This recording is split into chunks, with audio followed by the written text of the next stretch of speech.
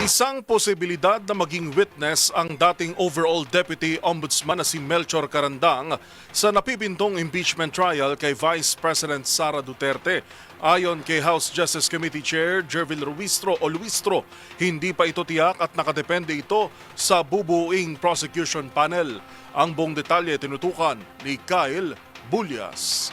May posibilidad na kunin bilang witness sa impeachment trial kay Vice President Sara Duterte si dating overall Deputy Ombudsman Melchor Carandang. Ayon kay Congresswoman Jervil Luistro, chairperson ng House Justice Committee, nakadepende ito sa mabubuong prosecution panel oras na maitransmit na sa Senado ang articles of impeachment at formal lang maumpisahan ang paglilitis. Ani ay kaiba sa naging pagdinig ng Kamara, maaari ng direktang buksan ang bank records ng mga Duterte at hindi na kailangang sumangguni pa sa Anti-Money Laundering Council. Wala na namang issues doon, so they can actually issue subpoena of bank records. Unlike yung nangyari sa amin, may mga debates pa about subpoena yung bank records, kaya we opted to subpoena instead the AMLAC, no? Lang. Ito namang sa Senate, pwede namang diretsuhin na nila Yung bank because account, yeah, no doubt this is an impeachment case, di ba?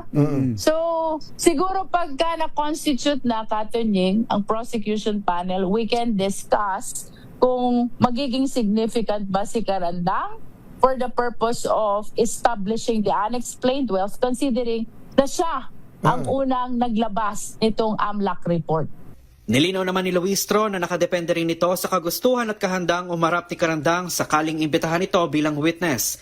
Matatanda ang pinawalang bisa na ng Korte Suprema ang kautusan ni dating Pangulong Rodrigo Duterte na nag-alis kay Carandang sa pwesto matapos itong ilantad ang umano'y bank transactions ng dating Pangulo at ng kanyang pamilya. Idineklara rin ng Korte Suprema na void ang cease and desist order ng Office of the Ombudsman na pumigil kay Carandang na gampanan ang kanyang tungkulin.